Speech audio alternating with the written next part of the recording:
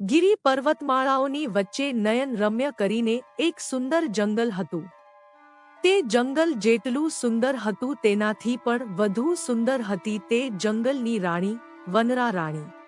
રાણી વનરા ન તો ખાલી સુંદર હતી પણ તે અગાધ શક્તિઓની સ્વામીની પણ હતી. તે સ્વભાવે શાંત, કોમળ અને જંગલના તમામ જીવોનું રક્ષણ કરનારી હતી. તે તેની શક્તિઓનો દુરુપયોગ ક્યારેય પણ કરતી નહીં. તે તેની શક્તિનો ઉપયોગ જંગલના ફળફૂલ, વૃક્ષો તથા પશુપક્ષીઓને બચાવવા માટે કરતી. જંગલની વચ્ચે રાણીનો સુંદર ઝરૂખાવાળો મહેલ હતો. રાણી પાસે એક ઉડતો ઘોડો હતો. તે ઘોડા પર સવાર થઈને આકાશ માર્ગે આખા જંગલની હાલચાલ જોવા નીકળતી. તેની જાદુઈ શક્તિ વડે વૃક્ષોને પાણી સિંચતી અને ઉર્જા આપતી. કહેવાય છે કે જ્યાં દૈવી શક્તિ હોય ત્યાં અસુરી શક્તિ પણ હોય. તેવી જ રીતે નયન રમ્ય જંગલમાં રાણી વનરા પાસે દૈવી શક્તિઓ હતી તો તેની સાથે કાલ ગુફામાં રહેતા અઘોરી પાસે અસુરી શક્તિઓ હતી. તે ચંડાળનો શિષ્ય હતો અને તંત્ર મંત્રનો જાણકાર હતો.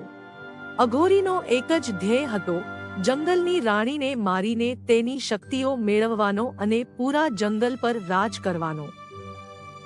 એક દિવસ રાણીને એક સંદેશો મળે છે, જેમાં માત્ર આપત્તિ છે.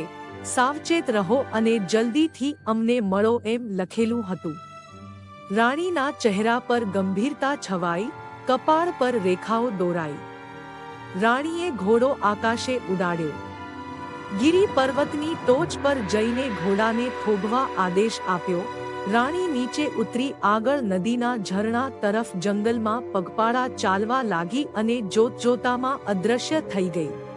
પ્રણામ પુરાણીઓ, કહીને રાણી વનરાએ બે પાસપાસ ઊભેલા ઘટાદાર ઘેઘૂર વડલાઓને પ્રણામ કર્યા. કલ્યાણ થાઓ કહીને બંને વડલાઓએ તેની શાખાઓ ઊંચી કરીને રાણીને આશીર્વાદ આપ્યા. આ બંને વડલાઓ માત્ર વૃક્ષો ન હતા, તેઓ પુરાણીઓ હતા, જે રાણીના ગુરુઓ હતા અને તેના માર્ગદર્શક હતા. ભગવાન શિવ પાસેથી તેમને ઈચ્છા શક્તિનું વરદાન મળેલું હતું, એટલે કે તેઓ 100 વર્ષમાં એક વખત ગમે તે માગી શકે તેવું વરદાન.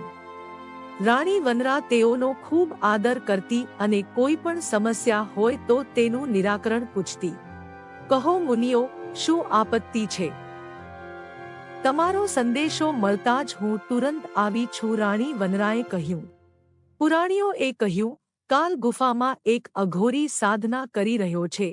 તે તેના દુષ્ટ ઈરાદાથી તમારી શક્તિને વશ કરવા માગે છે અને આ માયાવી જંગલ પર રાજ કરવા માગે છે. પણ મને તેનો ભય નથી. મારી પાસે 5 તત્વોની શક્તિ છે. હું તેને ખતમ કરવા સક્ષમ છું, રાણીએ કહ્યું.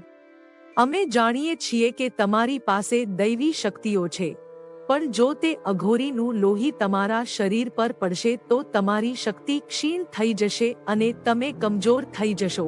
તમારી શક્તિનો ઉપયોગ નહીં કરી શકો અને તે તેના ઈરાદામાં સફળ થઈ જશે અને તમને તંત્રમંત્રથી બંધનમાં લઈને તમારો ભોગ ચંડાળને આપશે. પુરાણીઓએ ચિંતા વ્યક્ત કરતા કહ્યું, તે કઈ રીતે તમને જાળમાં ફસાવે તેનો કોઈ અંદાજ નથી, માટે તમે સાવધાન રહેજો અને જંગલમાં કોઈ પર પણ સીધો ભરોસો ન કરતા. પહેલા સંજોગોને જાણી લેજો, પછી જ આગળ પગલું ભરજો. એમ કહી બંને મુનિઓએ રાણીને રજા આપી અને સાવધાન રહેવા સૂચવ્યું. આ તરફ અઘોરી ચંડાળની એક વિશેષ સાધનામાં લાગી ગયો. તેની સાધનાથી ચંડાળ પ્રસન્ન થયો અને તેને વરદાન માગવા કહ્યું.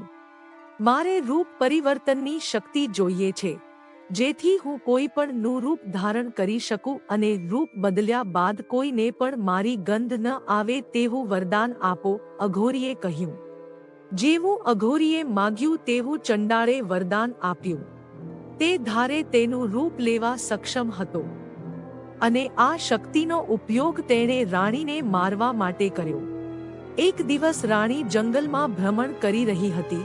તે જ વેળાએ તેણે એક હરણને કણસતું અને લોહી લુહાણ હાલતમાં જોયું. રાણીનું હૃદય દ્રવી ઉઠ્યું. તેણે હરણનો જીવ બચાવવા ઘા થયેલ જગ્યાએ પોતાના હાથનો સ્પર્શ કર્યો, પણ ગજબ થયો. હરણનો ઘા ભરાયો નહીં. રાણીએ ફરીથી પ્રયત્ન કર્યો, પણ કંઈ થયું નહીં. કોણ છે તું? હરણના વેશે મને દગો કરનાર રાણીએ શંકા પડતા પ્રશ્ન કર્યો. તે સાથે જ અટ્ટહાસ્ય કરતો અઘોરી તેના અસલી રૂપમાં આવી ગયો. હવે રાણી બધું સમજી ગઈ હતી. તેના હાથ હરણના નહીં પણ અઘોરીના લોહીવાળા થયા હતા અને તેથી તેની શક્તિઓ ક્ષીણ થઈ ગઈ હતી. રાણીએ ઘણા પ્રયત્નો કર્યા પણ તેની શક્તિઓનો ઉપયોગ તે નહોતી કરી શકતી. અને આ તકનો લાભ લઈ અઘોરીએ રાણી પર શસ્ત્ર ચલાવી તેને મારી નાખી, પણ તે રાણીને મારવા છતાં પણ તેની શક્તિઓ મેળવી નહોતો શકતો. તેથી તે સાધના કરવા અને શક્તિઓ પ્રાપ્ત કરવા રાણીના શબને ચંડાળની ગુફામાં લાવ્યો અને ચંડાળ સામે રાણીના શબને સુવડાવ્યો.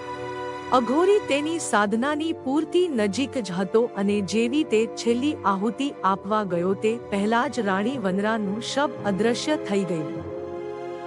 આગળ રાણી વનરાના શબનું શું થયું અને અઘોરી તેના દુષ્ટ ઈરાદામાં સફળ થયો કે નહીં તે જાણવા માટે જુઓ જંગલની રાણી વનરા ભાગ 2.